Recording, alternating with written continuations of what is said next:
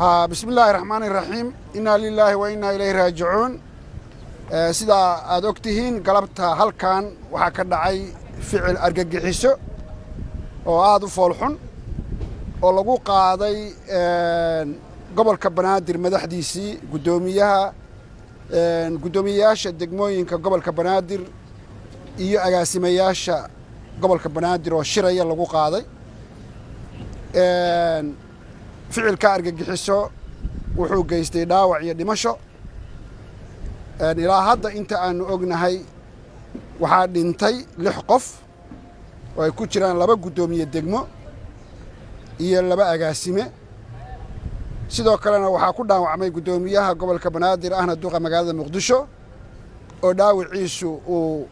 uu halis ahayn hadda aanu digfeer ka nimi soo aragnay laakiin ku jira dhakhaatiirtu ay la tacaalayaan inuu xaaladiisa ay caadi ku soo celiyaan waa fiican yahay ilaa hadda sidaan ku soo aragnay ilaahay ha uu siyaadiyo caafimaadka iyo nabad qabka waxaana dhaawacay inta aanu ognahay 6 kale oo cusbitaalada aanu soo marnay aanu kula kulannay dhaawacooda dhakhaatiirtu kula dadaalaysay dhaawacooduna kala duwan yahay waxaanu cambaaraynaynaa dawladaha ficilka argagixisay bahalnimada waxaanu leenahay shacabka Soomaaliyeed wax qarsoon maaha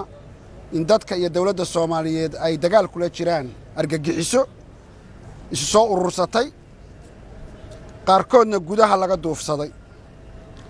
oo doonaya dalka Soomaaliyeed iyo dadka Soomaaliyeed inay ku jiraan dhiig iyo dhimasho iyo nolol xumo iyo horumar la'aan dagaal qofkii ku jira dhimasho dhaawac waa la kulmaya marka shacabka Soomaaliyeed waxaan leeyahay gobolka Banaadir gaar ahaan iyo dadweynaha Soomaaliyeed ee meel kasta adduunka ficilka xun ee argagixisada ayaa dhacay oo u eg mid si aad loo soo qorsheeyay maadaama uu gaadhay meel aad muhiim noogu ah baaris ayaa ciidanka booliska taliyaha booliska iyo ciidanka boolisku ku jiraan sidii wax u dhaceen waana ogaan doonaa sida ugu heerka sareysa ayaa loo baari doonaa ficilka argagixisada cidii ka dambeysay iyo cidii gacan siisay ee gaarsiisay halka uu gaaray wixii ribooda iyo wixii ka soo kordha ama dhibka dhacay waanu isleenahay inta aad sheegteen buu ku koobnaan doonaa waanu la wadaagi doonaa shacabka Soomaaliyeed iyo warbaahintaba marka anoo ku hadlaya magaca madaxweynaha ka ra'iisul wasaaraha xukuumadda iyo shacabka Soomaaliyeed nabadda jecel horumarka iyo wanaagga jecel waxaanu tacsiin u diraynaa intii dhimatay Allah u naxariisto naxariistii janno Allah geey waa galayaan waxay ku galayaan iyagoo dalkooda iyo dadkooda u shaqaynaya oo wanaag la raba ayay dhinteen argagixiso ka gardaran ayaa ficilay soo maleegtay ku dhinteen waxaanu ku dadaalaynaa inaanu caafimaadkooda iyo soo kabashadooda ku dadaalno intii dhaawaca sida ugu fiican ee suuragal ah waxaanu shacabka Soomaaliyeed leenahay hal isdejiyo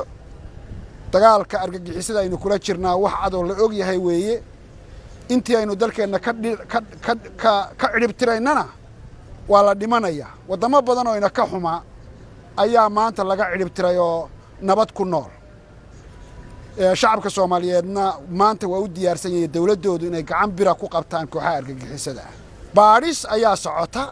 laakiin ficilku ama shilku wuxuu ka dhacay qol shir oo gudoomiyaha gobolku uu kula shirayay madaxda gobolka Banaadir way socotaa in qof si u helay access uu soo galay oo uu sida dhibka u geystay oo aanay u badnayn ama wax meesha lagu sii diyaariyay labada mid bay noqon kartaa waxaan ka suganay ciidanka booliska inay baarista soo dhameystiraan aad u mahadsantiin